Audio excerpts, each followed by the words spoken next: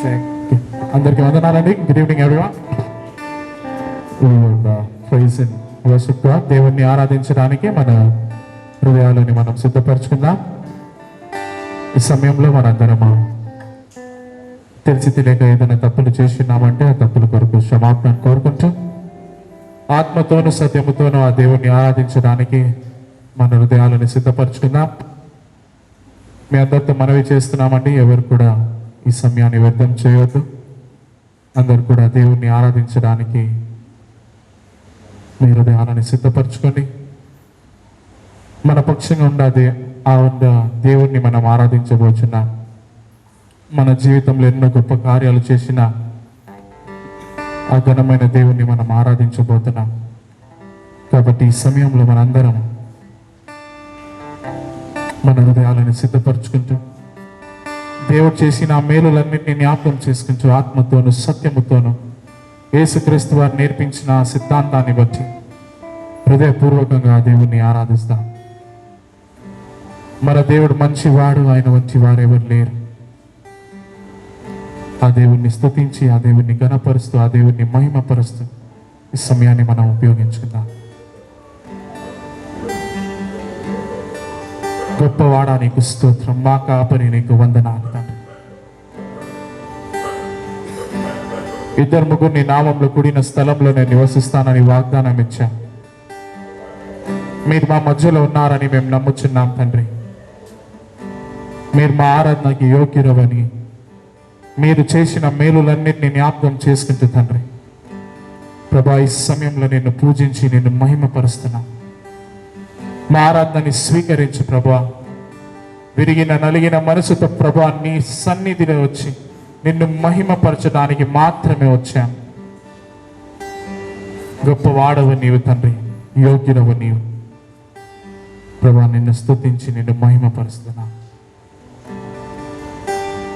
మనందరం కాసేపు నిలబడి చప్పట్లు కొడుతూ ఆ దేవుణ్ణి ఉత్సాహ గానంలోకి ఆరాధిద్దాం. పాటలు రాకపోయినా పర్లేదండి, దేవుడు మన హృదయాన్ని గమనించేవాడు కాబట్టి హృదయముతో ఆ దేవుణ్ణి మనం స్తుతిద్దాం. చప్పట్లు కొడుతూ అందరూ కూడా పెద్దల నుంచి చిన్నల దాకా దయచేసి మీరందరూ మాతో పాటు కలిసి పాడాలని మనవి చేస్తున్నాం.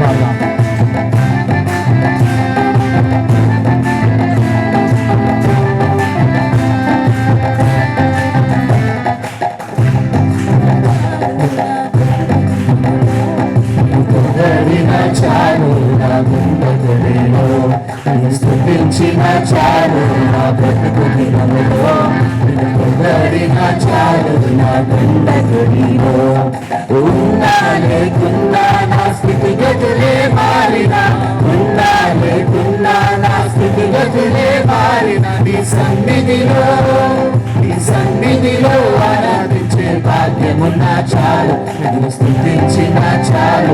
నా బ్రతుకు దినములో నిన్ను పొగడిన చాలు, నా కొండ గుడిలో నిన్ను స్తుతించిన చాలు. నా బ్రతుకు దినములో నిన్ను పొగడిన చాలు, నా కొండ గుడిలో.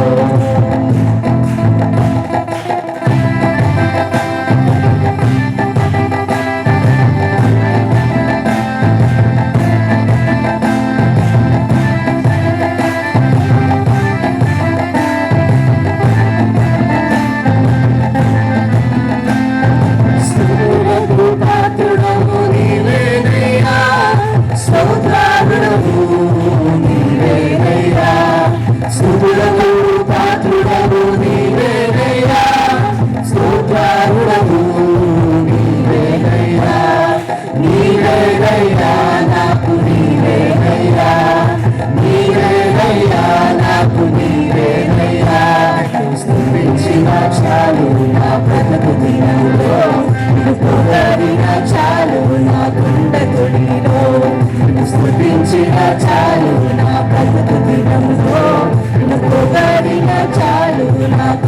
గుడిలో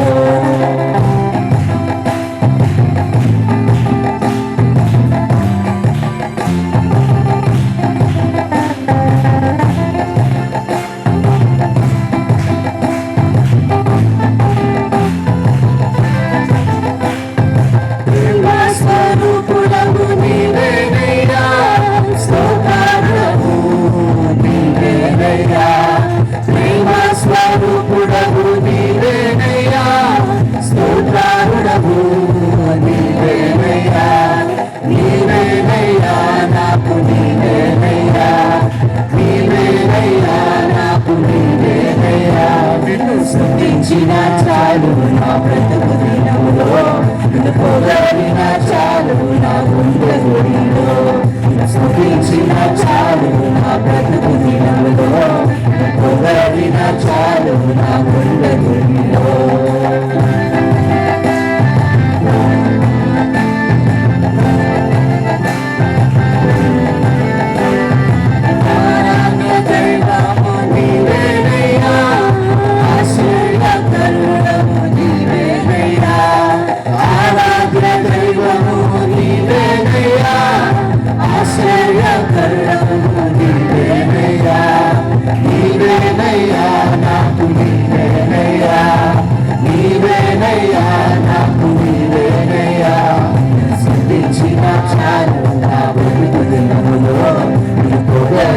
చాలు నా గుండె గుడిలో స్తుతించిన చాలు నా బ్రతుకు దినములో పొగడిన చాలు నా గుండె గుడిలో లేకున్నా నా స్థితిగతులే మారినా ఉన్నా లేకున్నా నా స్థితిగతులే మారినా ఈ సన్నిధిలో ఆనందించే భాగ్యమున్న చాలు స్తుతించిన చాలు నా బ్రతుకు దినములో పొగడిన చాలు నా గుండె గుడిలో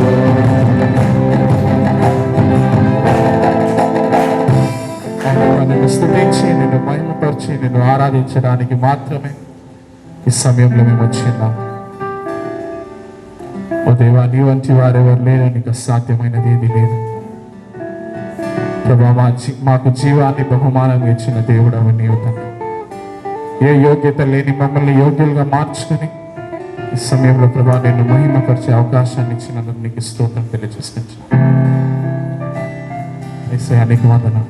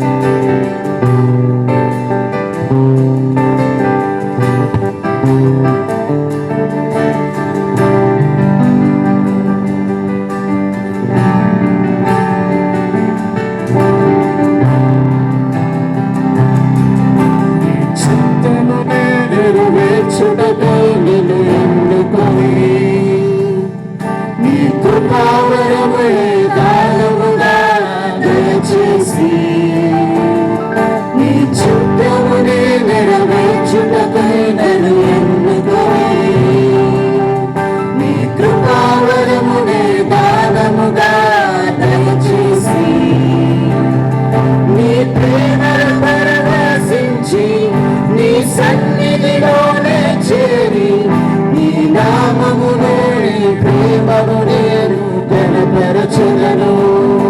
దేవా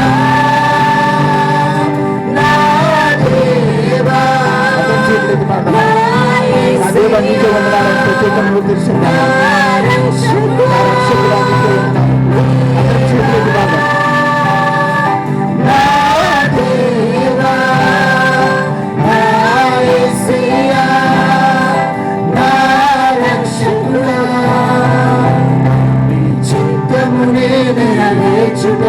నన్ను ఎన్నుకొని నీ కృపావరమునే దానముగా దయచేసి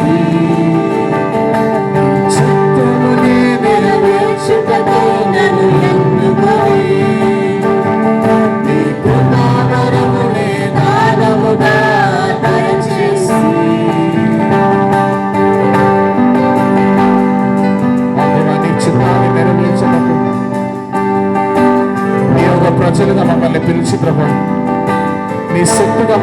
మార్చుకున్నందుకు నీకు వందనాలు తెలియజేస్తున్నాను. అవును ప్రభా, మేము యోగ్యులము కాదు, కానీ నీ ప్రేమలో మమ్మల్ని మార్చి, నీ ప్రేమ ద్వారా మమ్మల్ని యోగ్యులుగా మార్చి ఈ రోజున నేను ఆరాధించే భాగ్యాన్ని మాకు ఇచ్చినందుకు నీకు వందనాలు తెలియజేసుకుంటూ పాడుతున్నాం దేవా, నీకు స్తోత్రం.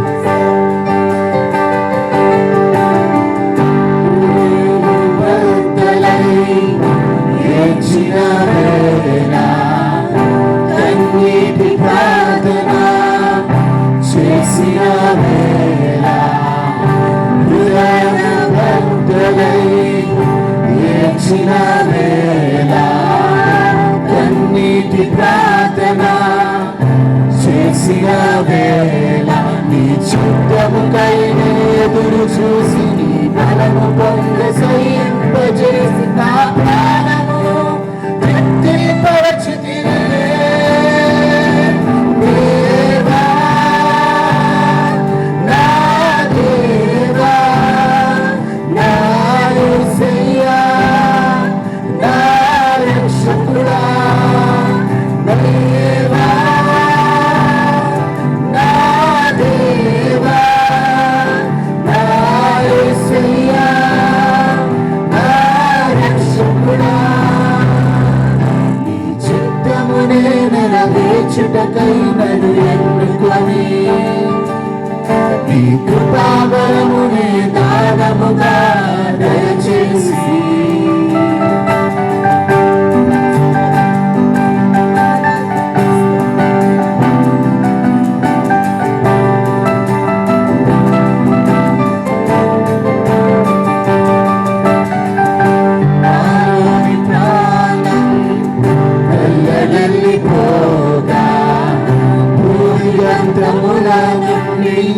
మొరపెట్టుచున్నాను. నాలోని ప్రాణం తల్లడిల్లిపోగా భూదిగంతముల నుండి మొరపెట్టుచున్నాను. నా శత్రువుపై నాకు జయమునిచ్చి నా ఆశ్రయమై ధైర్యమును నా ప్రాణ నీవైతివే దేవా, నా దేవా, నా యేసయ్యా, నా రక్షకుడా, దేవా, నా దేవా, నా యేసయ్యా, నా రక్షకుడా, దేవా, నా దేవా, నా యేసయ్యా, నా రక్షకుడా, దేవా, నా దేవా, నా యేసయ్యా. మన యేసుని ఆరాధించాలి. మన రక్షకుడు, మన ప్రభు. ప్రతి ఒక్క విషయానికి దేవా, నా యేసయ్యా, నా రక్షకుడా, నాకు ప్రాణం ఇచ్చిన దేవుడా నీకు వందనాలని ప్రతి ఒక్కరు నోరు చేసి చెప్తాం.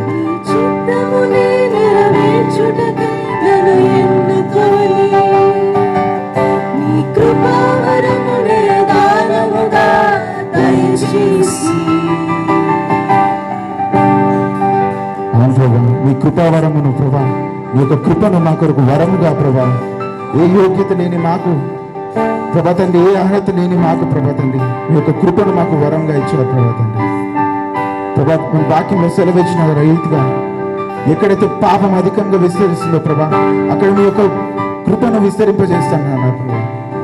ఇదిగోనైనా మా జీవితాల్లో మీ యొక్క కృప అధికంగా విస్తరింపజేశారు ప్రభా. ఈ యొక్క సమయంలో ప్రతి ఒక్కరు మనం స్వరం ఎత్తి ఆయనను ఆరాధిద్దాం. ఇక్కడ మౌనంగా ఉండడానికి మనం రాలేదండి, కేవలం వచ్చి ఊరికి అలా నిలబడడానికి మనం రాలేదు. ఒకటి మనం అందరం గమనించాలంటే మన యేసు ప్రభు ఇక్కడ నిలబడి ఉన్నాడు. యేసు ప్రభు ఈ మధ్యలో ఉన్నాడు, మన మధ్యలో. ప్రతి ఒక్కరు నోరు తీసి ఆయన ఆరాధిద్దాం.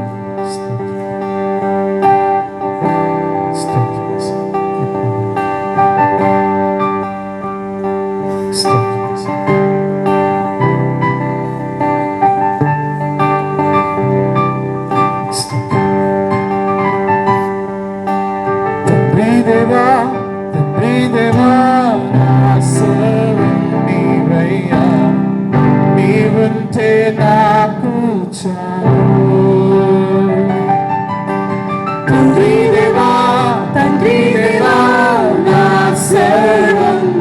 నీవయ్యా, నీవుంటే నాకు చాలు. నా ప్రియుడా, నా ప్రాణమా, నిన్నారాధించెదను. నా జీవమా, నా స్నేహమా, నిన్నారాధించెదను. నా ప్రియుడా, నా ప్రాణమా, నిన్నారాధించెదను. నా జీవమా, నా స్నేహమా, నిన్నారాధించెదను. తండ్రి దేవా, నా ఆనందమా, నీ ఒడిలో నాకు సుఖము. తండ్రి దేవా, నా ఆనందమా, నీ ఒడిలో నాకు సుఖము. తండ్రి దేవా, తండ్రి దేవా, నా సర్వం నీవయ్యా, నీవుంటే నాకు చాలు. దేవుడు ఉంటే చాలు. మనం విజయంలో నడిపించే ఆ దేవుడు ఉంటే చాలని ఆ దేవుడిని మనందరం స్వరమెత్తి పాడదాం. ఆ దేవుడు ఇచ్చిన విజయాన్ని బట్టి, ఆ దేవుడు ఇచ్చిన మహిమని బట్టి, మన కోసం చేసిన కార్యాలన్నింటినీ జ్ఞాపకం చేసుకుంటూ, ఆ ప్రేమని జ్ఞాపకం చేసుకుంటూ, ఆయన జాలిని జ్ఞాపకం చేసుకుంటూ మనందరం ఈ సమయంలో ఆ దేవుడిని కలిసి పూజించి మహిమపరుస్తాం. నీకు స్తోత్రం యేసయ్యా.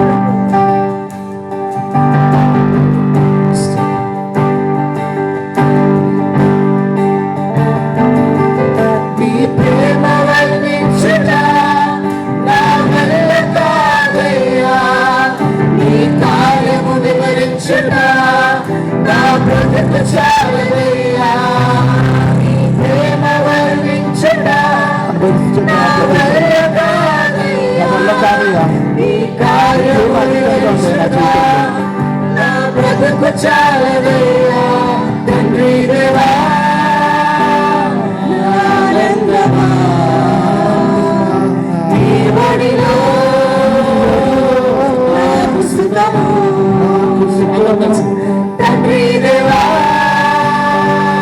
నా ఆనందమా, నీ ఒడిలో నాకు సుఖము. తండ్రి దేవా, తండ్రి దేవా, నా సర్వం నీవయ్యా, నీవుంటే నాకు చాలు. తండ్రి దేవా, తండ్రి దేవా, నా సర్వం నీవయ్యా, నీవుంటే నాకు చాలు. ఆ దేవుడు ఉంటే చాలు. ఆ దేవుడు మన పక్షంగా ఉంచే ఎలాంటి అపాయమైన మనం సహించగలం. ఆ దేవుడు ఈ రోజున మీ పక్షంగా ఉండడానికి సిద్ధంగా ఉన్నాడు. నోరెత్తి మన స్వరములతో ఆ దేవుడిని గణపరుస్తూ పాడదాం. ఆ దేవుడిని ఒక మంచితనాన్ని జ్ఞాపకం చేసుకుంటూ, ఆ దేవుడిని ఒక గొప్పతనాన్ని జ్ఞాపకం చేసుకుంటూ మనందరం ఈ సమయాన్ని వ్యర్థం చేయకుండా మనం ఆ దేవుని మహిమపరుస్తాం. జ్ఞాపకం చేసుకుని ఆ దేవుడు మన నిమిత్తం ఎన్నో గొప్ప కార్యాలు చేశాడండి. ఆ కార్యాలన్నింటినీ ఒకసారి జ్ఞాపకం చేసుకుంటూ హృదయపూర్వకంగా ఈ సమయంలో ఆ దేవుని మనం మహిమపరుస్తాం.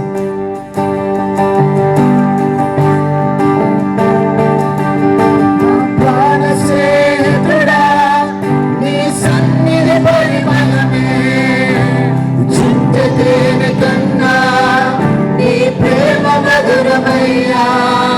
నా ప్రాణ స్నేహితుడా, నీ సన్నిధి పరిమళమే చింత తేనె కన్నా నీ ప్రేమ మధురమయ్యా.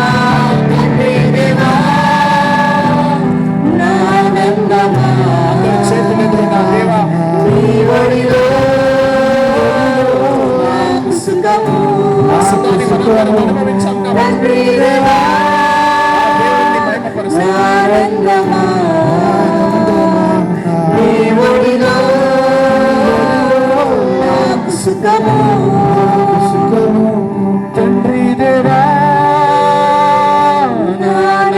ఆనందమా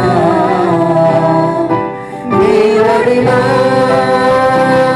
నాకు సుఖము తండ్రి దేవా చివరిసారి అందరం చెప్తాం.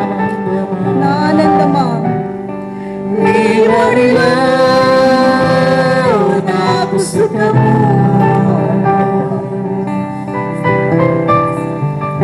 వారి సుఖాన్ని అనుభవించిన ప్రజల మేము తండ్రి. మీరు చేసిన మేలులన్నిటినీ జ్ఞాపకం చేసుకున్న ప్రజలను మేము తండ్రి. ప్రభా మా కోసం అనే పరమును వీడి భూలోకానికి దిగి వచ్చి మా స్థితిని మార్చడానికి ప్రభా నువ్వు ఎన్నో గొప్ప కార్యాన్ని చేశావు. ఆ కార్యాలన్నింటినీ జ్ఞాపకం చేసుకుంటూ పాడుచున్నాం దేవా. ఓ దేవా, ఏమి ఇవ్వగలము తండ్రి? ఏది లేదు. మా విరిగిన నలిగిన మనస్సుని మీ సన్నిధిలో తీసుకొచ్చున్నాం. ఆ దేవుని యొక్క ప్రేమని, ఆ దేవుని యొక్క మంచితనాన్ని జ్ఞాపకం చేసుకుంటూ యేసు నీ ప్రేమ ఎంతో మధురమైనది తండ్రి. నీ ప్రేమని బట్టి నీకు స్తోత్రం తెలియజేస్తున్నాను. ఓ యేసయ్యా, నీకు వందనాలు తెలియజేస్తున్నాను. మరొకసారి ఆ పాటను పాడుతుండగా ఆ దేవుణ్ణి జ్ఞాపకం చేసుకున్నాను. తండ్రి, నా ఆనందము నీవని, నా విజయము నీవని, ఆ ఆనందాన్ని అనుభవించిన మనందరం మరొకసారి చివరిసారిగా ఆ చరణాన్ని పాడుతుండగా హృదయపూర్వకంగా ఎవరైతే చేతులెత్తి ఆ దేవుణ్ణి మహిమపరచాలనుకుంటున్నారో మీ చేతులెత్తి ఆ దేవుణ్ణి మహిమపరచు. తండ్రి దేవా ఆనందమా నీ ఒడిలో నాకు సుఖము తండ్రి దేవా ఆనందమా నీ ఒడిలో నాకు సుఖము తండ్రి దేవా నా సర్వం నీవయ్యా నీవుంటే నాకు చాలు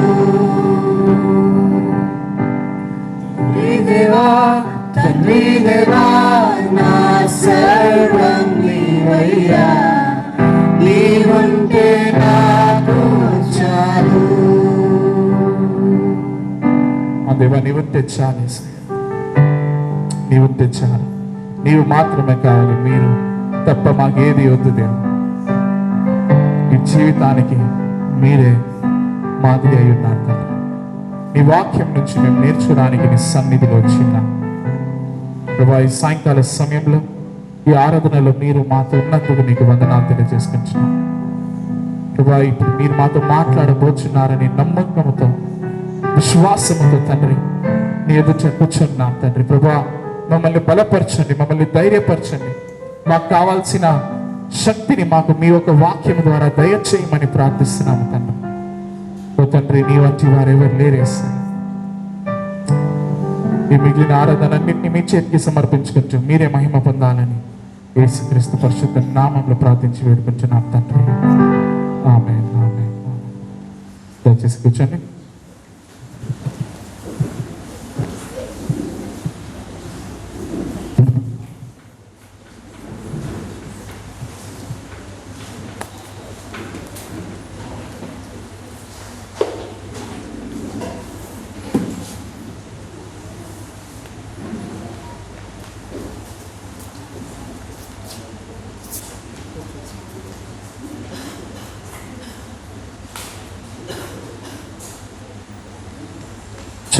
చాలా సంతోషం.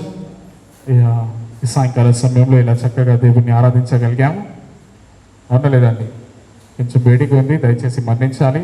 ఈరోజే ఆ ఫ్యాన్లు పాడైపోయినాయి. Okay, so today only the fans got spoil. So please bear with us. Just another 2-3 hours and we'll be done.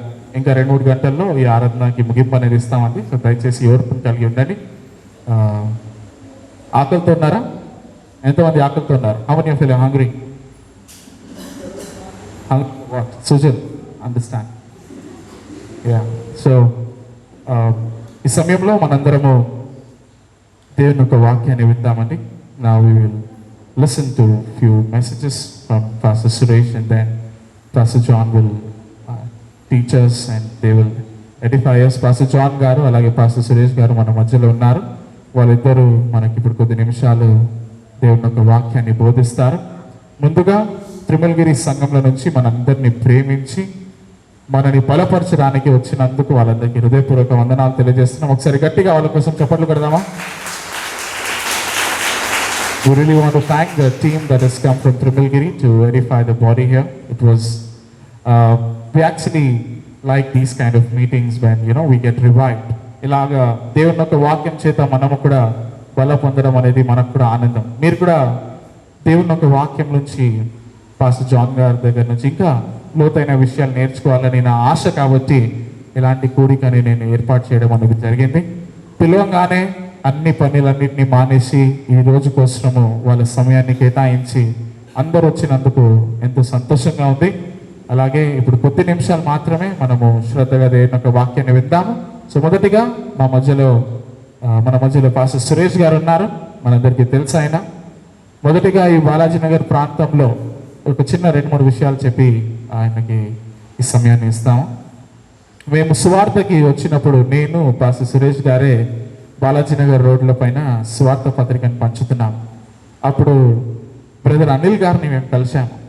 Road పైన సువార్త పత్రిక ఇస్తున్నప్పుడు బ్రదర్ అనిల్ గారిని కలిసి ఇలా చెప్పాము, మేము ఇక్కడ బాలాజీ నగర్ ప్రాంతంలో ఈ సంఘాన్ని ప్రారంభించాలని కోరికతో ఉన్నామన్నా అని చెప్తే ఆయన ఏం చేయలేదు. వెంటనే మమ్మల్ని జ్యోతక వాళ్ళ ఇంటికి తీసుకొచ్చారు. పక్కన జ్యోతక వాళ్ళ ఇంటికి తీసుకొచ్చి ఆయన ఏమన్నారంటే, మీరు సంఘాన్ని స్థాపించడం అవసరం లేదన్నా, సంఘం స్థాపి ఉంది, మీరు ఉంటే అక్కడ వచ్చి సేవ చేయాలి.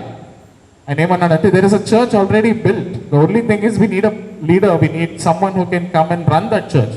So you are the right guys who came at that correct point. మీరే సరైన సమయానికి వచ్చారని మొదటిగా నేను పాస్టర్ సురేష్ గారు ఇక్కడ వచ్చి జ్యోతక వారు అలాగే ఈ కుటుంబ సభ్యులందరితో పాటు ఆరాధనని ప్రారంభించేవారు. ఆరాధన ప్రారంభ దినాల్లో ఉట్టి జ్యోతక వాళ్ళ అమ్మగారు వాళ్ళ పిల్లలు వచ్చేవారు, 2-3 వచ్చేవారు. దేవుడిని ఒక కృపను బట్టి దేవుడి సంఘాన్ని విస్తరించడం అనేది జరిగింది. ఇప్పుడు మాకు చక్కగా సండే స్కూల్ పిల్లలు ఉన్నారు. అలాగే ఎంతోమంది మాతో పాటు కలిసి ఈ ఆరాధనలో పాల్గొంటున్నారు. అలాగే ప్రతి ఆదివారం కూడా ఎంతోమంది ఉత్సాహంతో వస్తున్నారు. కాబట్టి దేవుడి యొక్క కృప ఏది లేదు, it's all pure grace that we are able to do this kind of great work. There are a lot of things to talk. As time proceeds, we will share for a few more things about the church. సంఘాన్ని గురించి ఇంకా కొన్ని విషయాలు మీతో తర్వాత పంచుకుంటానండి. So మొదటిగా చప్పట్లు కొడుతూ మనము పాస్టర్ సురేష్ గారిని ముందుకు పిలుస్తాం.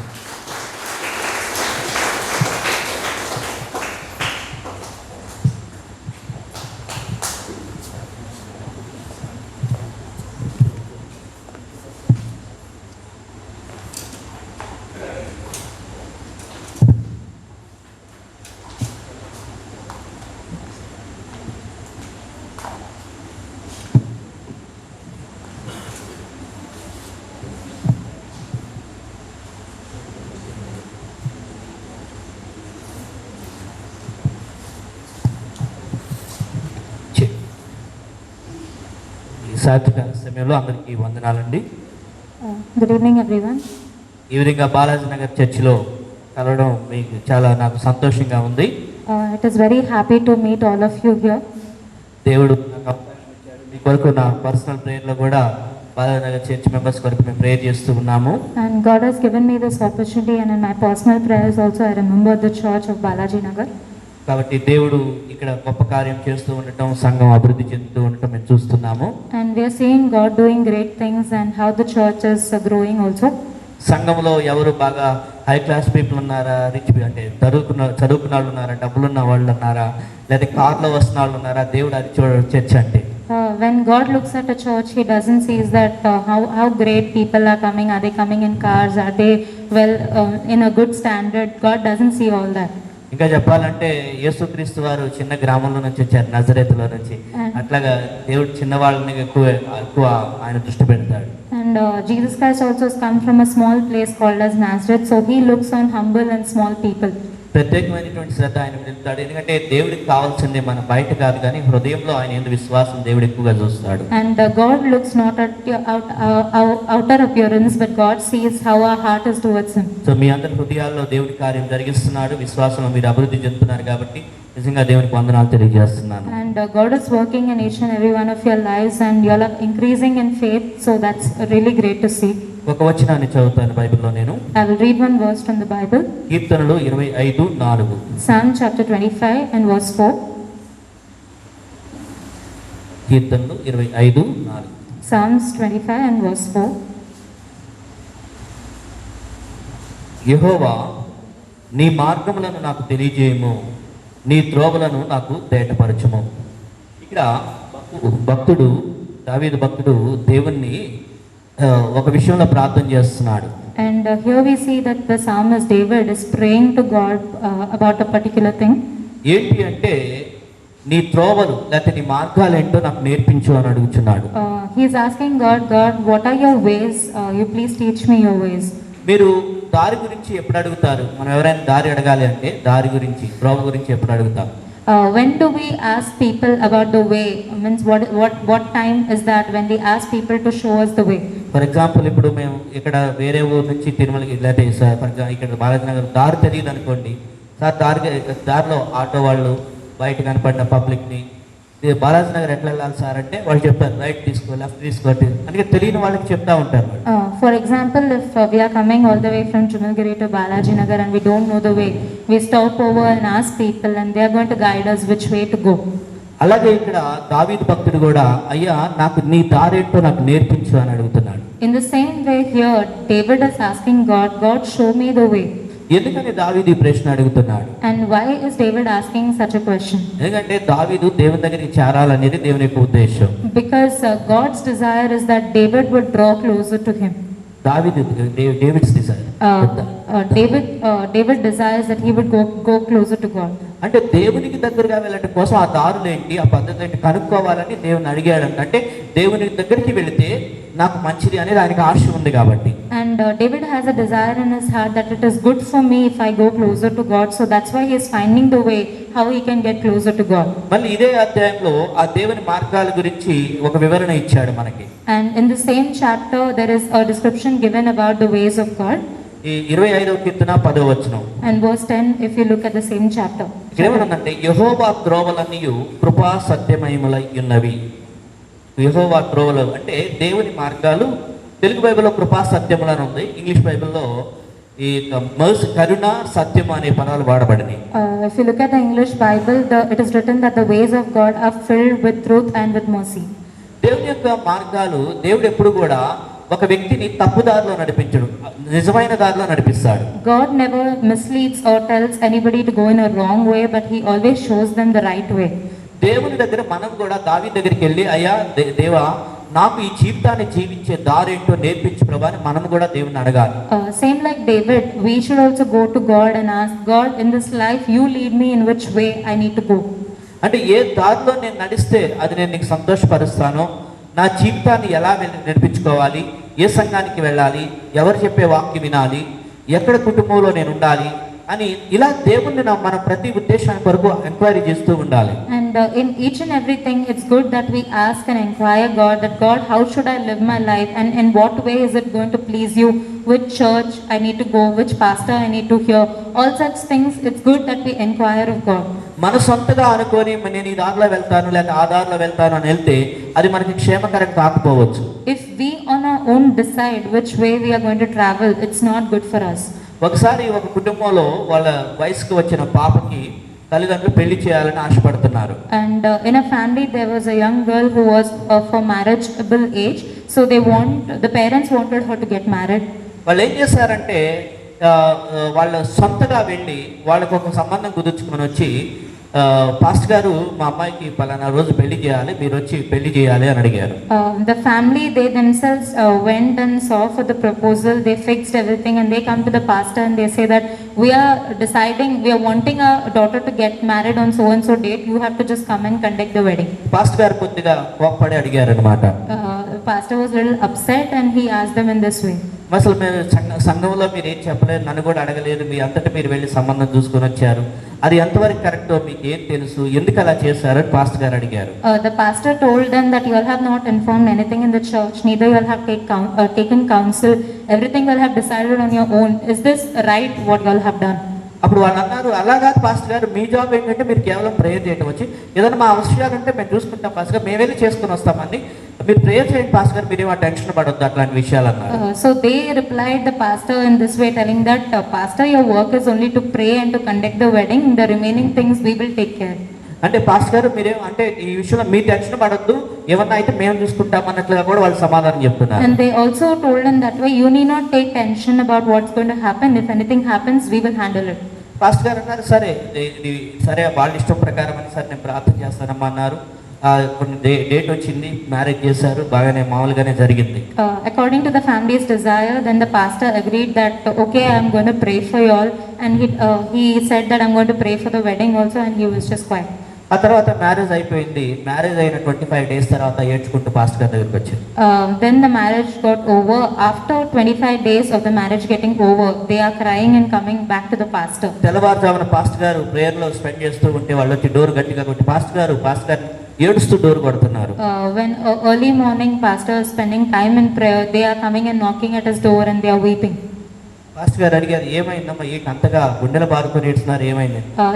అయ్యో చాలా పెద్ద మోసం జరిగిపోయిందన్న జరిగిన పెళ్లిలో అన్నారు. The pastor asked them, why are you crying so much? What exactly happened? Then they said that there's a great thing that has happened. It was very disastrous. Oh. It was really sorrowful thing. Okay. Pastor గారు మేము భరించలేము. Pastor గారు అన్నారు, మీరే చెప్పారు కదమ్మా, నా job only ప్రే చేసి పెళ్లి చేయడం, అసలు ఏదైనా మ్యారేజ్ ఉంటే కండక్ట్ చేయడమే కదా, నాకెందుకు చెప్తున్నారు ఇప్పుడు వచ్చి పాస్టర్ గారు అని.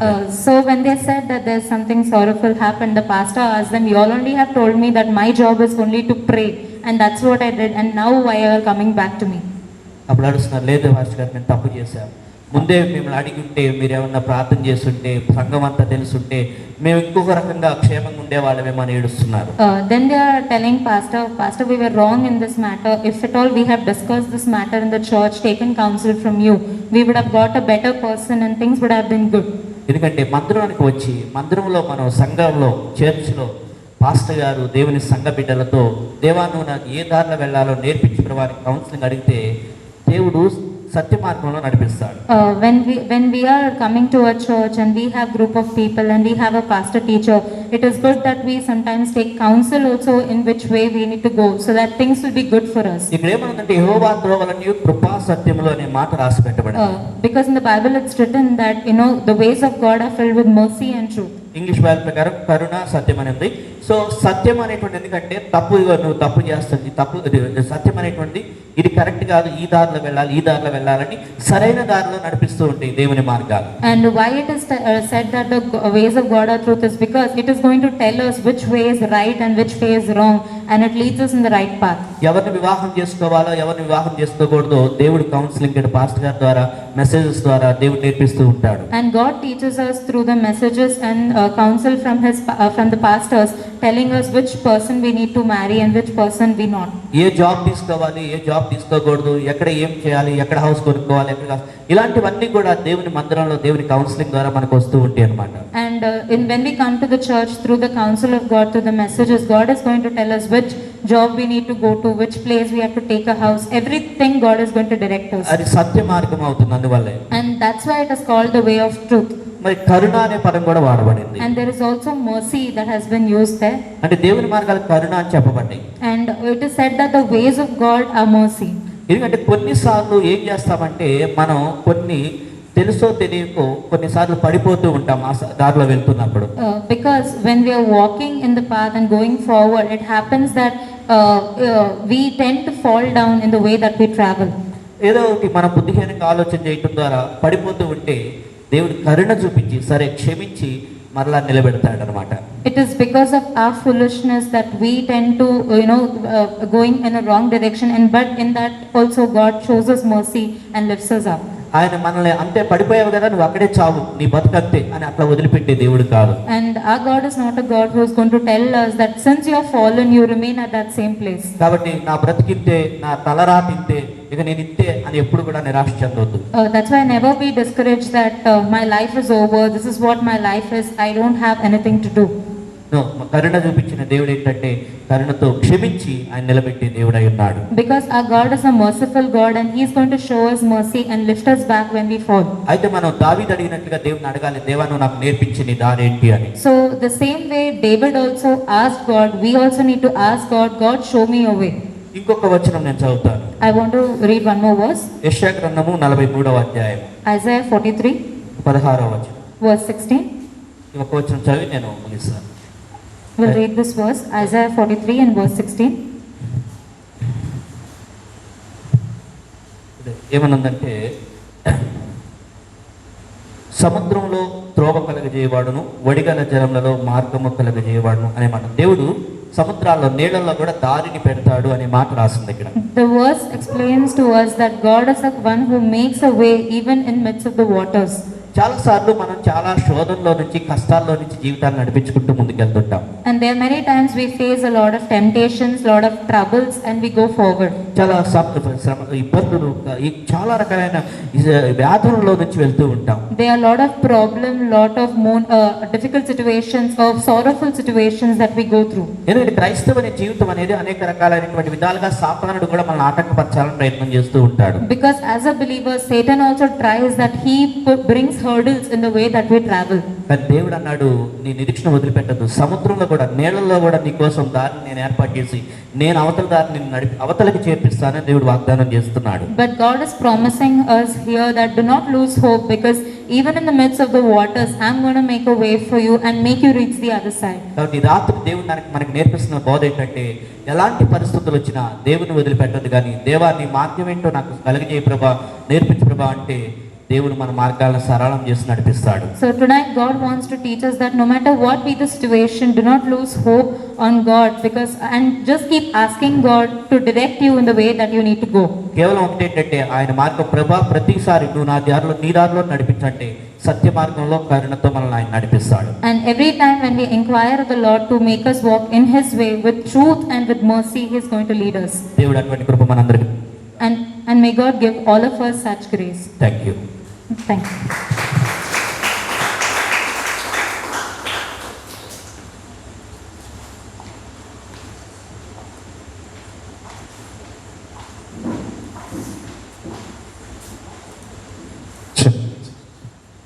చాలా ప్రాముఖ్యమైన కొన్ని విషయాలు పాస్టర్ సురేష్ గారి ద్వారా నేర్చుకున్నాం. వినడానికి సాధారణమైన ఉండొచ్చు, అవునా లేదా? తెలుసు, మాకు దేవుడిని అడగాలి, దేవుడు అన్ని చెప్తాడు అని మాకు తెలుసు, మీరు చెప్పని అవసరం లేదని మీరు మనసులో అనుకుంటారు. కానీ వినడం అనేది పాటిస్తేనే దాంట్లో ఉన్న ఆశీర్వాదాన్ని మనము పొందుకోగలం. ఏదైతే మనం వింటున్నామో దాన్ని పాటించాలి. దేవుడిని ఒక వాక్యం చేత దేవుడు మనకి కొన్ని విషయాలు నేర్పిస్తూ వస్తున్నాడు. ఈ రోజున ఆయన ఏమన్నాడంటే, ఏ విషయంలో అయినా మనం ముందుగా ఆయనని వెతకాలి, అవునా లేదా? అందుకే మత్తయి సువార్త 6వ అధ్యాయం 33వ వచనంలో కూడా ఒక మాట ఉంటుంది, seek ye first the kingdom of God and its righteousness and everything shall be added to you. Then everything. మొదటిగా దేవుని ఒక రాజ్యాన్ని, ఆ రాజ్యంలో ఉన్న నీతిని వెతుకుతేనే అప్పుడు మనకు వచ్చే సౌకర్యాలన్నీ మనము అందుకుంటాం. కానీ మనం చేస్తాము రివర్స్. మనకు కావాల్సిన అవసరతలన్నింటినీ తీర్చిన తర్వాత రెండోది చేద్దాం. దేవుని ఒక రాజ్యాన్ని వెతకడమైనా, దేవుని ఒక నీతిని వెతకడమైనా తర్వాత చేద్దాం. ముందుగా నా అవసరతలు, నా జీవితం, నాకు అన్ని విషయాలు అందించబడ్డాయి అంటేనే నేను మరలా దేవుని కోసం కార్యాలు చేస్తామని విన్నాం. కానీ దావీద్ మహారాజు మంచి మాటని ఆయన మనకు గుర్తించారు. పాస్టర్ సురేష్ గారు ఏమన్నారంటే, సత్యంలో మనం నడుస్తున్నప్పుడు ఖచ్చితంగా పడిపోతాం. సత్య మార్గంలో మనం నడుస్తున్నప్పుడు ఖచ్చితంగా పడిపోతాం. అవకాశాలు ఉన్నాయి, అవకాశాలు కాదండి, పడిపోతాము. కానీ దేవుని యొక్క కృప చేత, దేవుని యొక్క కరుణ చేత ఆయన మరొకసారి మనని లేవనెత్తి పడిపోయిన స్థలంలోనే తిరిగి ఆ స్థలంలోనే మరొకసారి దేవుడు మనని కూర్చోపెట్టి నడిచే అవకాశం ఇచ్చేవాడు. కాబట్టి అలాంటి కృపని దేవుడు మనందరికీ ఇస్తున్నందుకు ఆయనకి వందనాలు తెలియజేస్తాం. సో ఈ సమయంలో మనము ఒక ప్రత్యేకమైన పాటను విందాము. ధీరజ్ మనకు ఒక పాటను పాడి వినిపిస్తాడు. ధీరజ్ పాడిన తర్వాత పాస్టర్ జాన్ గారు మనకు వాక్యాన్ని బోధిస్తారు. సో ధీరజ్ ముందుకు వచ్చి ఒక పాటను పాడతారు.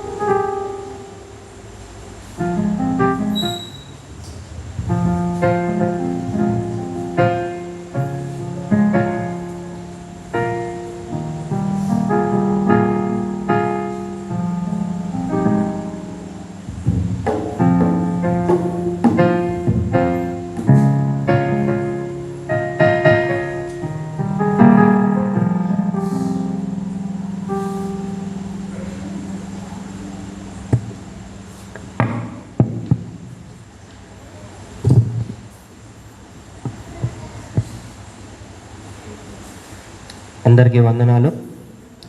ఈ యొక్క ప్రత్యేకమైన పాడుకొని మనం దేవుని నామాన్ని హెచ్చిద్దాము. ఈ పాట పేరు ఎన్నో ఉన్నా కానీ నాకన్నీ నీవే యేసు. మన జీవితంలో మనము చాలా విషయాలు కలిగి ఉంటాము, చాలా సుఖభోగాలు, చాలా ఆస్తులు, అన్ని విషయాలు కలిగి ఉంటాం. కానీ యేసే మనకు చాలు అనే యొక్క పాట మనకు అర్థం చెప్తుంది. అయితే ఈ యొక్క పాట తెలిసినా తెలియకపోయినా దేవుడు మనతో అతని యొక్క మార్గాలు, ఇప్పుడు వాక్యం విన్నట్టు అతని మార్గాలు పాటల ద్వారా కూడా తెలియజేస్తారని నమ్ముతూ ఈ పాట విని దేవుణ్ణి స్తుతిస్తాం. ఎన్నో ఉన్నా గాని నాకన్నీ నీవే యేసు, అంతా ఉన్నా గాని నా సొంతం నీవే యేసు. ఎన్నో ఉన్నా గాని నాకన్నీ నీవే యేసు, అంతా ఉన్నా గాని నా సొంతం నీవే యేసు. ఎడబాయని దేవుడు నీవే, నన్ను వీడని దేవుడు నీవే, ప్రేమించే దేవుడు నీవే, క్షమించే దేవుడు నీవే. లోకాన ఏది ఉన్నా నీ సన్నిధి చాలయ్యా, లోకాన ఏది ఉన్నా నీ సన్నిధి చాలయ్యా. ఎన్నో ఉన్నా గాని నాకన్నీ నీవే యేసు, అంతా ఉన్నా గాని నా సొంతం నీవే యేసు. అందరూ పిల్లలు మరియు పెద్దలు అందరూ చప్పట్లు కొట్టి దేవుని ఆరాధిద్దాము. అందరూ పిల్లలు కూడా చప్పట్లు కొట్టాలి. అది మీరు చప్పట్లు కొట్టి నిద్ర రాదు.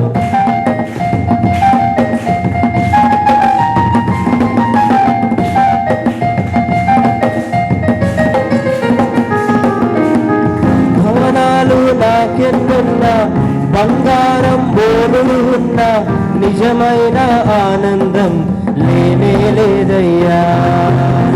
ధనరాశులు పొర్లుతూ ఉన్నా, భాగ్యాలు ఎన్నో ఉన్నా, నిజమైన సంతోషం నీవే యేసయ్యా.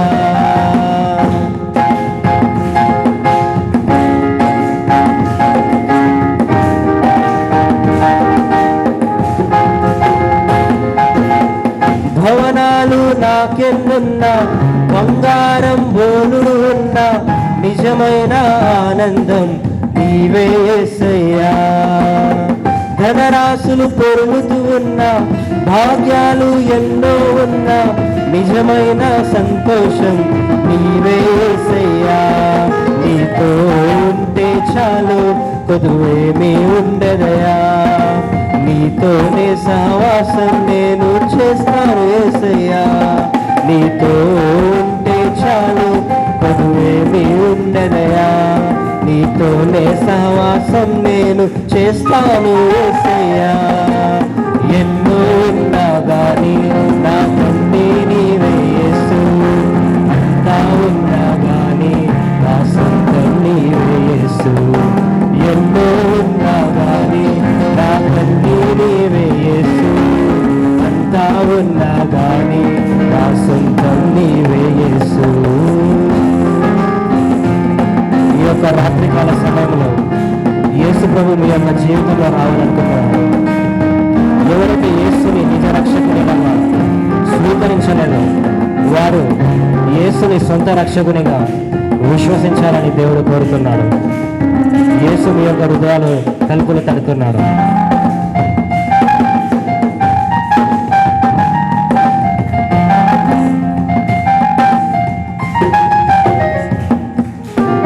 లోకంలో బలమెంతున్నా, అధికారం నా చెంతున్నా, నాలో నువ్వు లేకుంటే అంతా వ్యర్థమయా. దానాలు చేస్తూ ఉన్నా, నలుమూలన తిరుగుతూ ఉన్నా, నీ రక్షణ లేకుంటే అంతా శూన్యమయా. లోకంలో చాలా బలం ఉంది, కానీ యేసయ్యే మన బలాధ్యుడు. ఆయననే మనకు అభిషేకిస్తాడు, ఆశీర్వదిస్తాడు. మన నిజమైన బలం యేసయ్యే.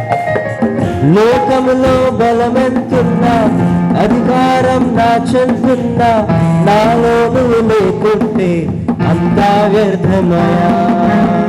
దానాలు చేస్తూ ఉన్నా, నలుమూలన తిరుగుతూ ఉన్నా, నీ రక్షణ లేకుంటే అంతా శూన్యమయా. నీ వైపే నా మనసు ఉంచాను యేసయ్యా, నీతోనే నా అడుగులు వేస్తాను యేసయ్యా. నీ వైపే నా మనసు ఉంచాను యేసయ్యా, నీతోనే నా అడుగులు వేస్తాను యేసయ్యా. ఎన్నో ఉన్నా గాని నా కన్నీరు యేసు, అంతా ఉన్నా గాని నా సొంతం నీవే యేసు. ఎన్నో ఉన్నా గాని నా కన్నీరు యేసు, అంతా ఉన్నా గాని నా సొంతం నీవే యేసు. ఎడబాయని దేవుడు నీవే, నన్ను దేవుడు నీవే, ప్రేమించే దేవుడు నీవే, క్షమించే దేవుడు నీవే. లోకాన ఏది ఉన్నా నీ సన్నిధి చాలయ్యా. లోకాన ఏది ఉన్నా నీ సన్నిధి చాలయ్యా. ఎన్నో ఉన్నా కానీ నా కన్నీరు నీవే యేసు, అంతా ఉన్నా కానీ నా సొంతం నీవే యేసు. ఎన్నో ఉన్నా కానీ నా కన్నీరు నీవే యేసు, అంతా ఉన్నా కానీ నా సొంతం నీవే యేసు. హల్లెలూయా. దేవుని స్తోత్రం.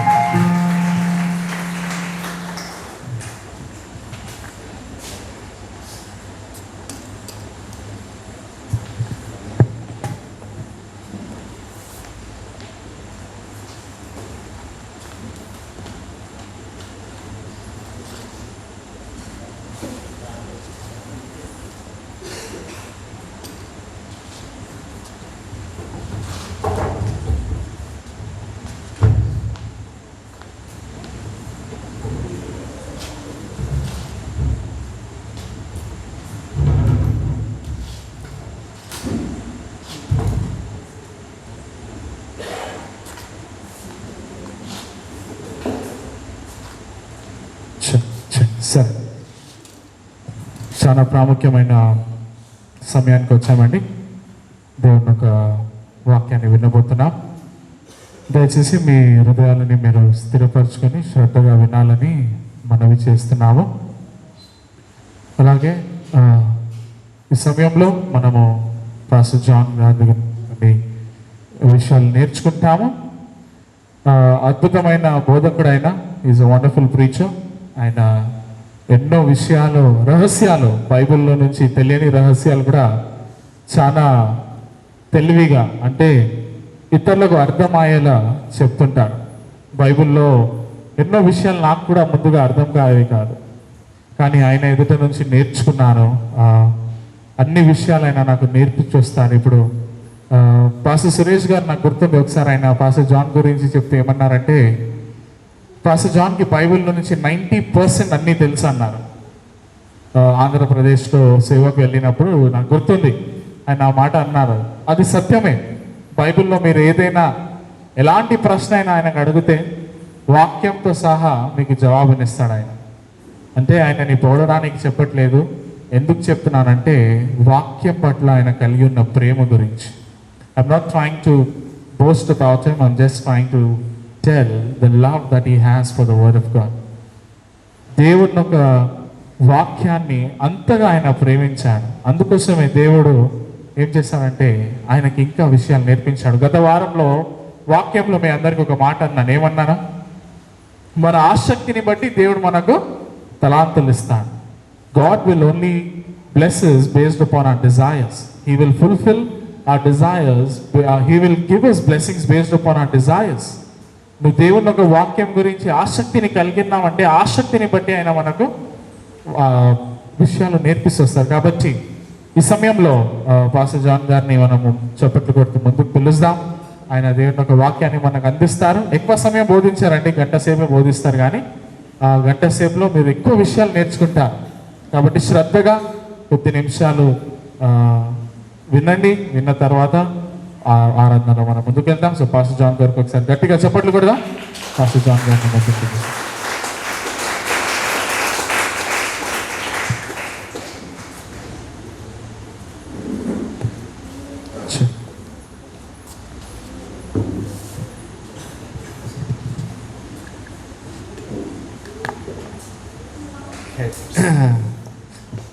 Welcome all robbers. Welcome to all robbers. దోపిడీదారులందరికీ స్వాగతం అని చెప్పారు. We have all robbed God of not walking in the path that God has taught us. Right? అంటే దాని అర్థం ఏంటంటే దేవుడు మనకి ఏ దారి అయితే నేర్పించాడో ఆ దారిలో మనం నడవకపోతే మనం దోచిన వాళ్ళు దేవుడిని ఆ విధంగా దోచుకున్న వాళ్ళు అవుతామని. Jesus said, "You have to walk uprightly in my house. Don't be a house of robbers, thieves," he said. దేవుడు ఏమన్నాడంటే నా యొక్క ఇంట్లో అది దొంగల గుహగా ఉండకూడదు, కానీ యథార్థంగా నడిచే వారి గృహం ఈ దేవుని ఇల్లు ఉండాలని దేవుడు చెప్పాడు. So it's a very bad spiritual title to be a robber in front of God. దేవుని ఏట మనం దొంగలుగా ఉన్నాము అంటే ఆ బిరుదు అనేది చాలా బాధకరమైన చెడు బిరుదై ఉన్నది. Imagine if you go to heaven, God will say, "You are a robber." మరి పరలోకానికి వెళ్ళిన తర్వాత దేవుడు నిన్ను చూసి నువ్వు దొంగవాడు అన్నాడు అనుకోండి, ఒకసారి ఎలా ఉంటుందో ఆలోచన చేయండి. What should we do on the way? What should we be on the way? మనం అది ఏ విధంగా ఉండాలి? అప్పుడు What title we should have to walk on the way? దేవుని ఈ యొక్క మార్గంలో నడవటానికి ఏ విధమైన బిరుదుని కలిగి ఉండాలి? Follower. You have to be a follower of the way. మనము అనుసరించే వారంగా ఉండాలి. Right? Jesus is the way. We have to be a follower of Jesus, not a robber and go another way. మనం యేసు మార్గమై ఉన్నాడు, యేసును అనుసరించే మార్గంలో మనం వెళ్ళాలి, కానీ ఆయన దారి కాదని వేరే దారిలో దొంగల్లాగా వెళ్ళకూడదు. Today we will learn about illiteracy in faith. ఈరోజు మనము విశ్వాసంలో నిరక్షరాస్యత అనే దాని గురించి నేర్చుకుందాం. God doesn't want us to be ignorant about how to live by faith. విశ్వాసంలో మనం ఎలా జీవించాలో అది మనం తెలియకుండా ఉండకూడదు అనేది దేవునికి ఉద్దేశం. So that's why he gives us spiritual education in the church. అందుకనే దేవుని మందిరంలో మనకి ఆత్మీయమైన చదువు అనేది నేర్పిస్తాడు. When people come to church, they don't listen to word of God, and then the problem comes, as Pastor Suresh gave example. ఈ వాక్యం మందిరానికి వచ్చి వాక్యం వినకపోతే ఏమైందంటే సమస్యలు అనేవి వస్తూ ఉంటాయి అన్నమాట. So when they sit in church, what they do, like this they'll be doing when time is getting over. మందిరంలో కూర్చుంటారు కానీ ఎప్పుడు సమయం అయిపోద్దా అని చూసుకుంటా ఉంటారు. Sometimes like that they'll be doing. They are not concentrating on word of God. They don't desire the way. అంటే దేవుని యొక్క వాక్యాన్ని సరిగా వినకుండా కోరిక కలిగి ఉండకుండా అశ్రద్ధగా ఉంటారు. The church is the school for your faith.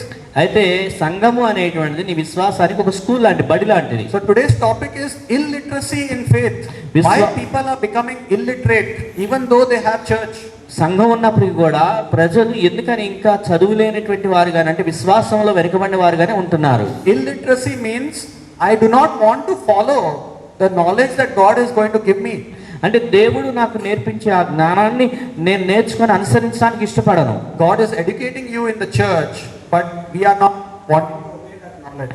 మన మందిరంలో దేవుడు మనల్ని ఆయన చదువు నేర్పిస్తాడు అంటే విశ్వాస విషయంలో, కానీ అది మనం నేర్చుకోవడానికి ఇష్టపడం. We like worldly knowledge, we like worldly ways what people and the world are saying.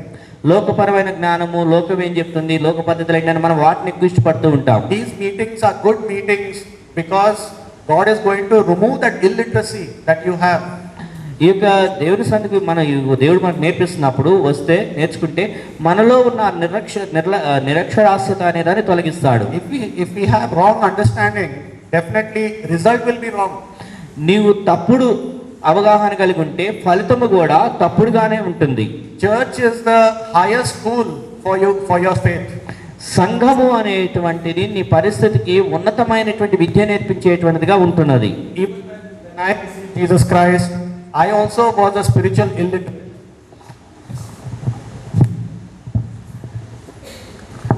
There's a devil in that mic, I think. So all of us are spiritual illiterates until we met Jesus Christ. యేసుని కలుసుకునేంత వరకు కూడా మనం ఆత్మీయమైనటువంటి నిరక్షరాస్యులంగానే ఉంటూ ఉన్నాం. But when I came to church, I learned about faith.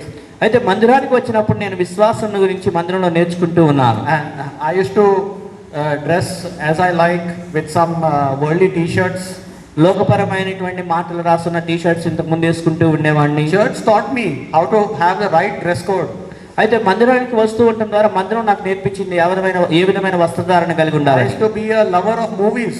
ఇంతకుముందు నేను ఎక్కువ movies చూడటానికి ఇష్టపడుతూ ఉండేవాడిని. Church taught me that is not right. అయితే సంఘానికి వస్తుండటం ద్వారా అది తప్పు అనే విషయం నేర్పించింది. Many things God is going to educate you when you come to church. మందిరానికి వచ్చినప్పుడు దేవుడు నీకు అనేకమైన విషయాలను నేర్పించేవాడుగా ఉంటాడు. And you have Pastor Nelson also here who knows the word of God. He knows the ways of God. ఇక్కడ మీకు దేవుని మార్గాలను తెలిసినటువంటి వాక్యం తెలిసినటువంటి పాస్టర్ నెల్సన్ గారు మీ మధ్య ఉన్నారు. So we'll look at Romans chapter 3. రోమా 3వ అధ్యాయము verse 27. 27వ వచనం. So in your heart you just say a prayer, Lord teach me. ఈరోజు నీ మనసులో ప్రార్థన చేసుకో, దేవా నాకు బోధించు అని. So here Romans chapter 3 verse 27, it says, where is boasting then? It is excluded. By what law? Of works? No, but by the law of faith. So faith has some policies, faith has some rules. విశ్వాసం అనే దానికి కొన్ని విలువలను కలిగి ఉన్నది. And we will see how faith works. విశ్వాసం అనేది ఏ విధంగా కార్యం చేస్తుందో కూడా మనం చూద్దాం. Galatians 5 verse 6. గలతీ 5:6. Maybe Sister Jyoti can read Galatians 5 verse 6. Jyothi sister గారు చదవండి. గలతీ 5వ అధ్యాయం 6వ వచనం.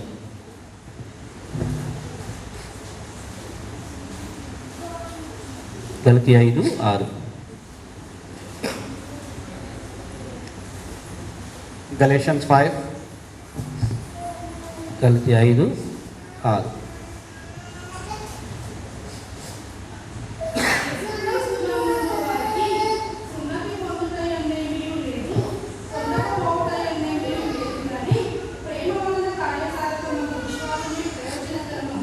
So here it says faith works by love.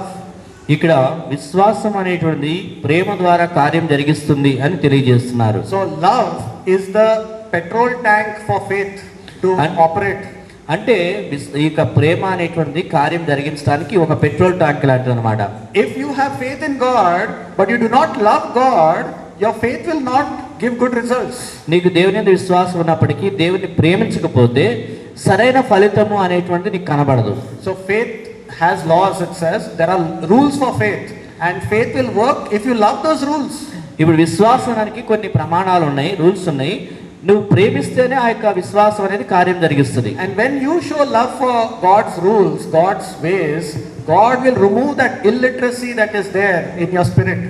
ఎప్పుడైతే నువ్వు ప్రేమిస్తావో అప్పుడు నీలో ఉన్న నిరక్షరాస్యత అనేటువంటి అజ్ఞానాన్ని దేవుడు తొలగిస్తాడు. Ignorance causes us to do many things which we like. అజ్ఞానం అనేటువంటి ఉంటే అనేక రకాలైనటువంటివి మనము కేవలం మనం ఇష్టపడేదే జరుగుతూ ఉంటాయి అన్నమాట. We think we are right. What is that called? మనము ఇది సరైనది అని కొందరు అనుకొని దాని ప్రకారమే ఉంటాం. దాన్ని ఏమంటారు? Presumption. అంటే అది ఊహాగానాలు మనం అనుకొని జరిగించుకునేది అనమాట. When I think I'm right, it is presumption. Look at Psalm 19 verse 13. కీర్తనలు 19:13 చూద్దాం. Jyoti sister, Sister Vimala. Psalm 19 verse 13. 19వ కీర్తన 13వ వచనం చదవండి. విమలా సిస్టర్ గారు. Psalm 19 verse 13.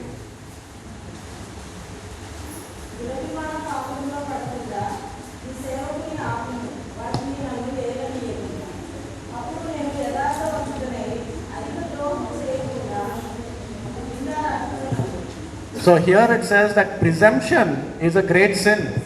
దురభిమానము అనేటువంటిది ఒక గొప్ప భయంకరమైన పాపం అని రాయి పెట్టబడింది. One pastor, he took a boat in deep ocean. He took a boat and he's telling the people, now you record me.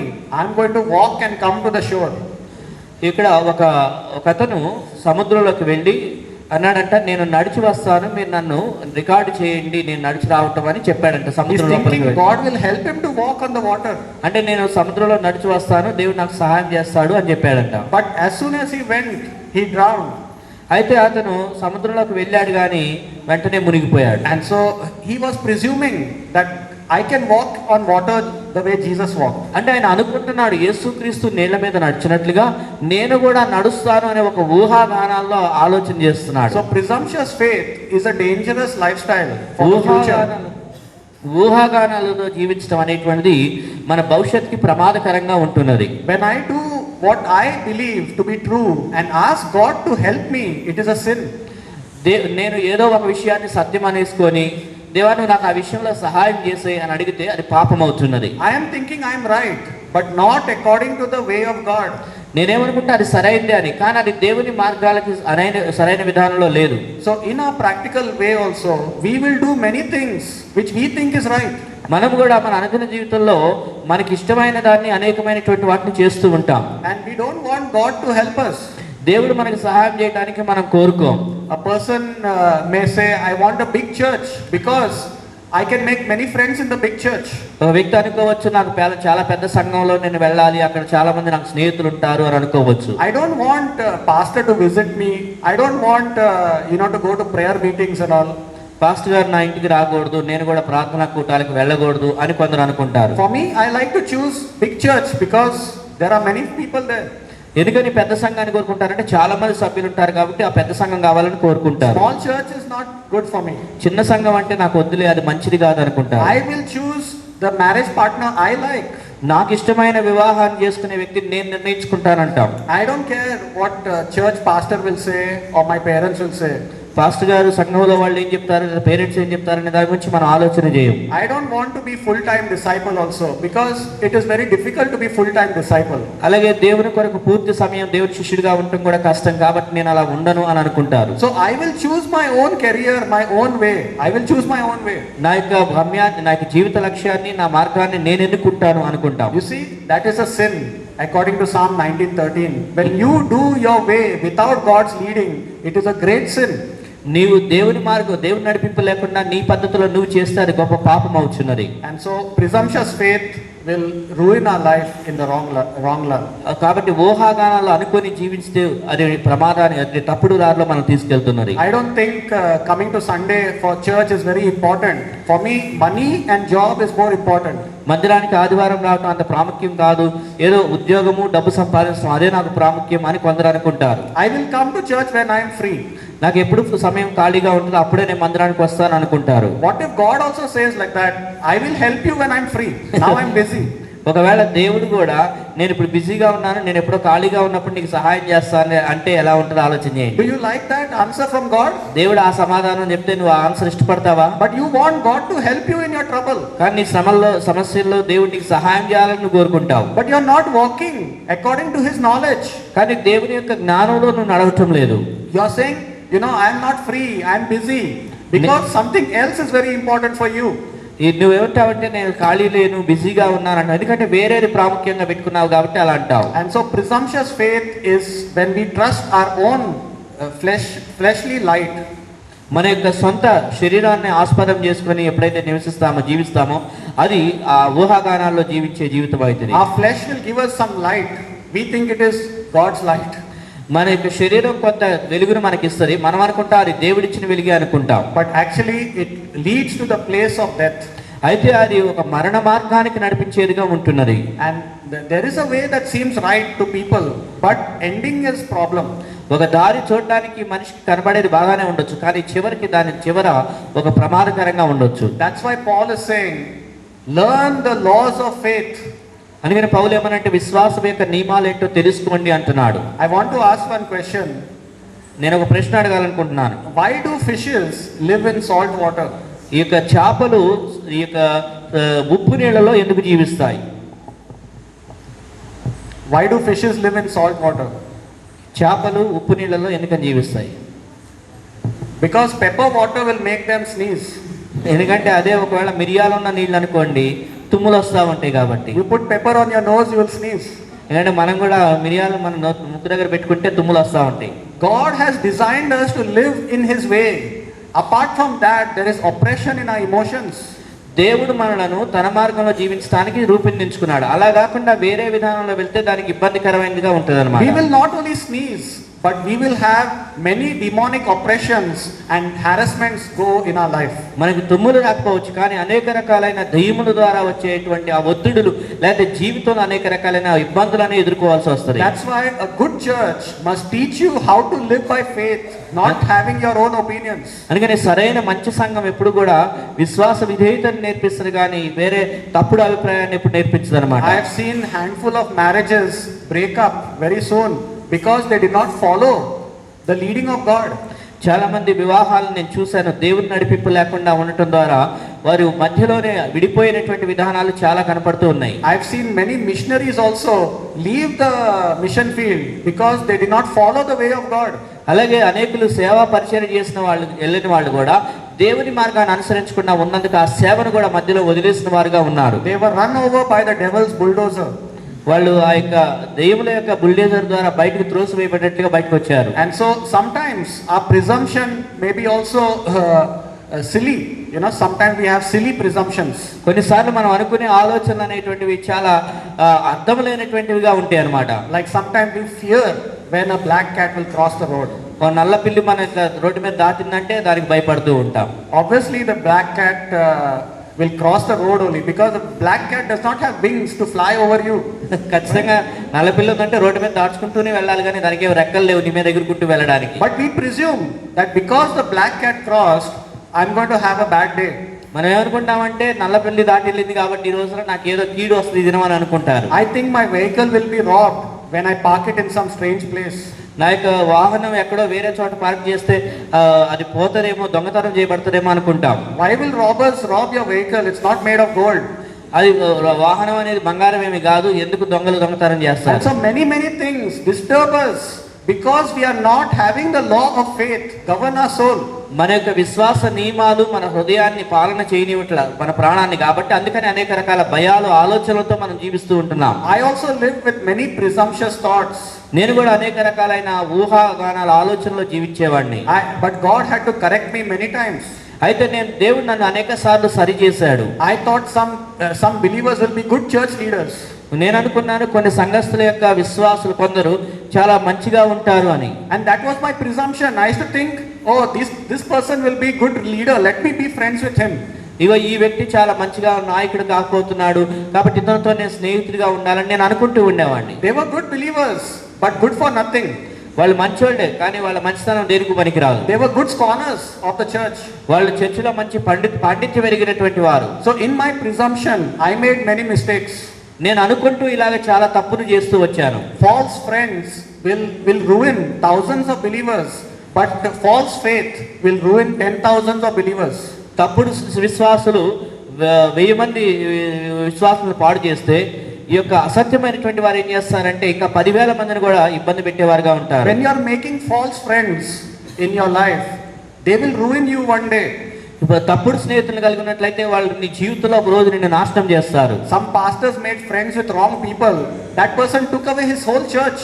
ఒక పాస్టర్ గారు ఒక తప్పుడు వ్యక్తితో స్నేహం చేస్తూ ఉన్నప్పుడు అవతల వ్యక్తి ఏం చేశాడంటే తన ఈ సంఘాన్ని మొత్తాన్ని ఆయన దోచుకెళ్ళాడు. I also made false friends. I also lost a lot of money spending on them for their friendship. నేను చాలా మందితో స్నేహం చేసి అనవసరంగా నమ్మి తప్పుగా నమ్మటం ద్వారా వాళ్ళని బట్టి చాలా డబ్బును కూడా నష్టపోవాల్సి వచ్చింది. But false faith is more dangerous because now that is between you and God. Nobody is forcing you. That is more dangerous. తప్పుడు విశ్వాసం ఉంటే అది దేవునికి నీకు మధ్య అది ఏమవుతుందంటే అది చాలా ప్రమాదకరంగా ఉంటున్నది అనమాట. So false faith can ruin 10,000s of believers. ఈ యొక్క తప్పుడు విశ్వాసం అనేటువంటిది 10,000 మంది విశ్వాసాలను నాశనం చేయగలదు. And these false thoughts cause us to carry false burdens. ఈ తప్పుడు ఆలోచనలు ఏం చేస్తాయంటే మనల్ని తప్పుడు భారాన్ని మోసుకునేటట్లుగా చేస్తూ ఉంటాయి. Oh, I made this wrong decision. Now I have to suffer in this decision. నేను ఈ తప్పుడు నిర్ణయం తీసుకున్నాను కాబట్టి ఇప్పుడు ఆ తప్పుడు నిర్ణయాన్ని బట్టి ఆ శ్రమ అనేది అనుభవిస్తూ ఉండాలి. So many people make wrong decisions by false faith, and that's why they suffer and they just survive. తప్పుడు విశ్వాసాన్ని బట్టి తప్పుడు నిర్ణయాలు తీసుకుని తర్వాత చాలా శ్రమలు ఇబ్బందులు ఎదుర్కొంటూ ఉండాల్సి వస్తుంది. That's why very important to pray to God, take counsel from your pastor and from spiritual people. అందుకనే మనము ప్రార్థన చేసి ఆత్మీయమైనటువంటి వ్యక్తుల దగ్గర నుంచి పాస్టర్ గారి దగ్గర నుంచి సలహా తీసుకోవడం అనేది చాలా ప్రాముఖ్యమైన అంశంగా ఉంది.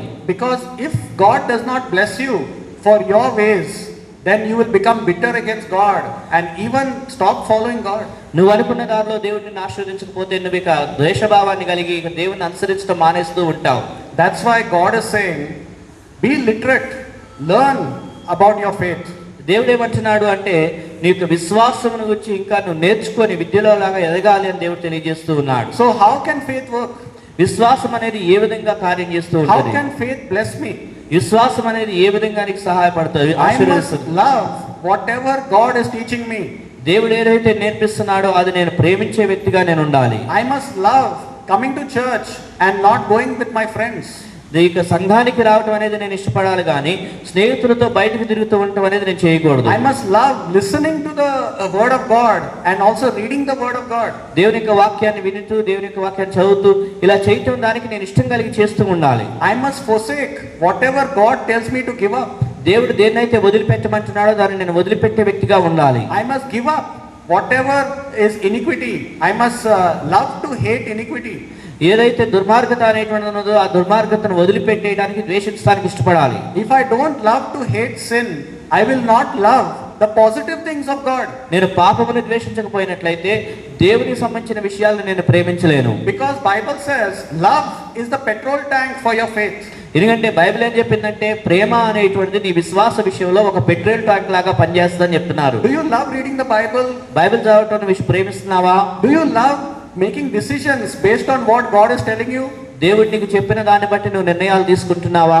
Then why do you keep the idols in the house? అలాంటప్పుడు నీ ఇంట్లో ఎందుకు విగ్రహాలను ఉంచుకుంటున్నావు? Why do you keep the pictures of Jesus when God has told not to keep it?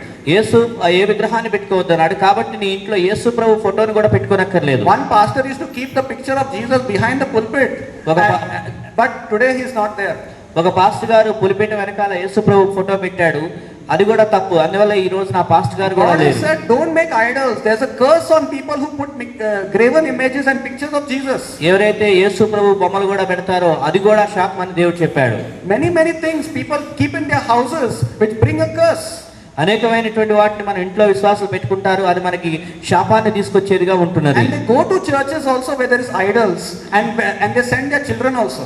అలాగే విగ్రహాలు ఉన్న మందిరానికి వెళ్తారు, పిల్లలను కూడా ఆ విగ్రహాలు ఉన్న మందిరాలకు పంపిస్తూ That's ఉంటారు. not the law of faith.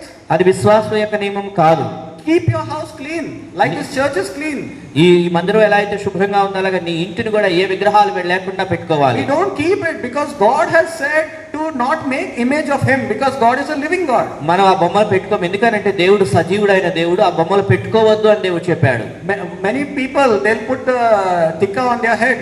చాలా మంది ఇక నుటి మీద బొట్టు పెట్టుకుంటూ ఉంటారు. Why? ఎందుకని? Did God make you with tikka on the head? దేవుడిని పుట్టించినప్పుడు ఆ యొక్క బొట్టు పెట్టుకొని No, my సృష్టించారు. husband wants it. లేదు మా భర్త గారు కావాలంటున్నారంట. Many people will put on their form also some wrong statement. They are not Christians just to get money.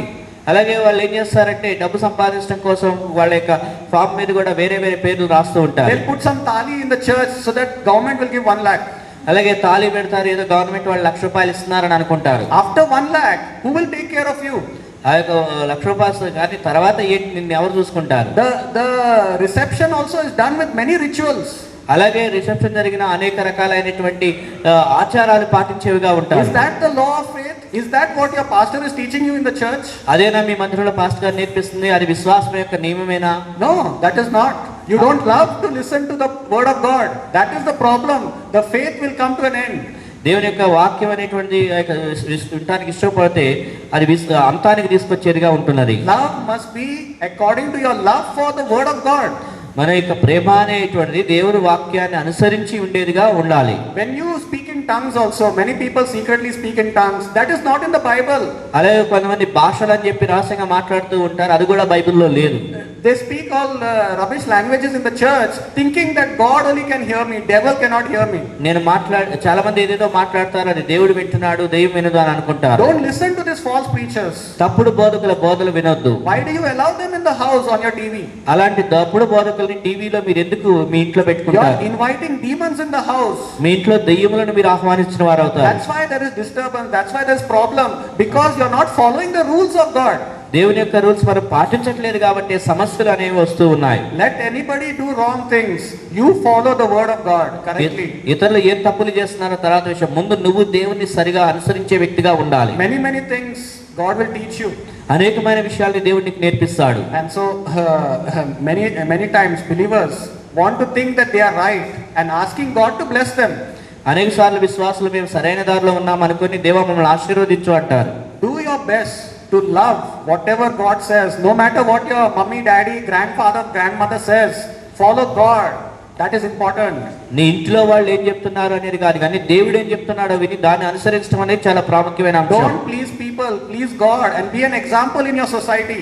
మనుషుల్ని ప్రేమించడం కాదు, కానీ దేవుడిని ప్రేమించి సమాజంలో బయట ఉన్నటువంటి సమాజానికి మనం ఒక మార్గదర్శకంగా ఉండాలి. So church is a spiritual education for you to bless you. నిన్ను ఆశీర్వదించడానికి మందిరం అనేటువంటిది ఒక ఆత్మీయ విద్యను నేర్పించి ఉండేదిగా ఉంటున్నది. One believer, he loved church so much. He was a businessman. He closed his business on Sunday. ఒక వ్యాపారవేత్త ఉన్నాడు, అతడు మందిరాన్ని ఎంతగా ప్రేమించాడంటే ఆదివారం రోజున తన వ్యాపారాలను మూసివేసి He పక్కన had a పెట్టాడు. supermarket. He said, I don't want to go for my staff to come on Sunday. I want them to go to church. ఒకతనికి సూపర్ మార్కెట్ ఉండేదంటే అతను అన్నాడంట, నా స్టాఫ్ వాళ్ళు ఆదివారం వచ్చి అక్కడ పని చేయకూడదు, కానీ వాళ్ళు మందిరానికి వెళ్ళాలని అతను కోరుకున్నాడు. When other supermarkets closed down because of problems, his supermarket was flourishing. అయితే తర్వాత రాను ఏం జరిగిందంటే మిగిలిన సమస్యలు బట్టి వేరే సూపర్ మార్కెట్ అంతా నష్టపోయినా ఇతని సూపర్ మార్కెట్ మాత్రం వర్ధిల్లుచు అభివృద్ధి చెందింది. So he considered church and church activities very important. అతను తన యొక్క సంఘమును సంఘ కార్యక్రమాలకి చాలా ప్రాముఖ్యతనిచ్చిన వ్యక్తిగా ఉన్నాడు. In this church, God loves this church because you all come for many church activities. అలాగే ఈ సంఘంలో కూడా దేవుడు మిమ్మల్ని ఎక్కువగా ప్రేమిస్తున్నాడు, ఎందుకంటే అనేకమైన సంఘ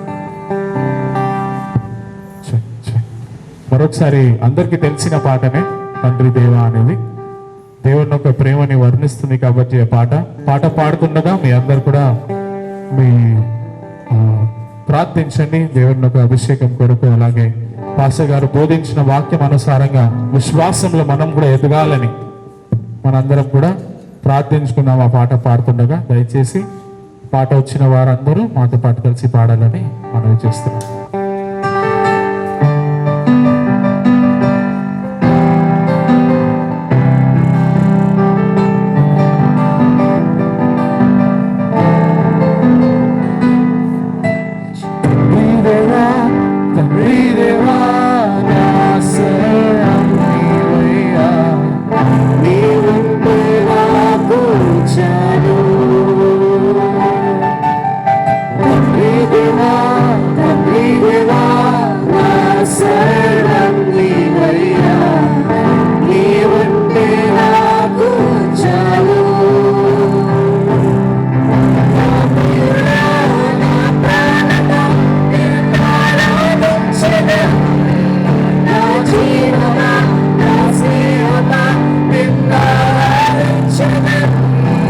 Na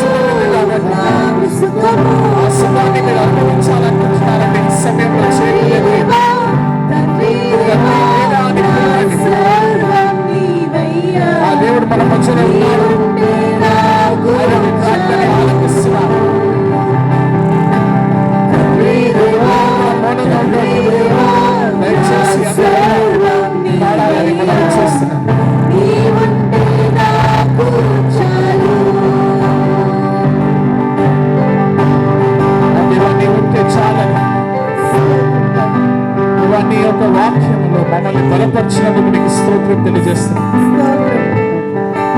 మంచి కాపురి అయిన దేవానికి స్తోత్రం తెలియజేస్తున్నాం. Praise you.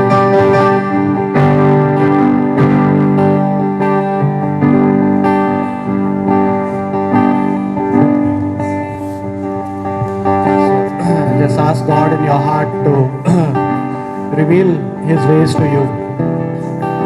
దేవుడు తన యొక్క చిత్తమును నీకు బయలుపరచాలని నీ హృదయంలో దేవుని అడుగుచూ ఉండు. God will teach you. Ask Him to teach you. Ask Him to change you. దేవా నువ్వు నన్ను మార్పించు, నాకు బోధించు అని దేవుని నువ్వు అడుగుచూ ఉండు. Ask your pastor also what is the right way. Everything about your job, your housing. Ask for prayers from God and the church. నీ ఉద్యోగం గురించి, నువ్వు ఉండే ఇంటిని గురించి, అన్ని విషయాల గురించి దేవుని దగ్గర అడగాలి. అలాగే కావలసిన సలహా పాస్టర్ గారి దగ్గర నుంచి కూడా తీసుకుంటూ ఉండాలి. Don't be spiritually illiterate. ఆత్మీయమైన నిరక్షరాస్యతలో మిగిలిపోవద్దు.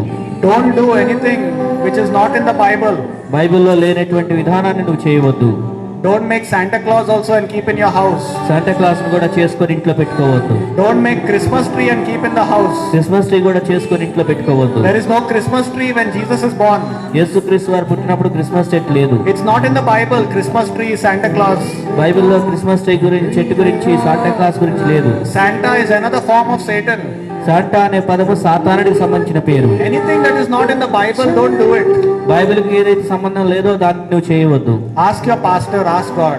పాస్టర్ గారిని అడగాలి, అలాగే దేవుణ్ణి ప్రత్యేకంగా అడగాలి. Don't send your children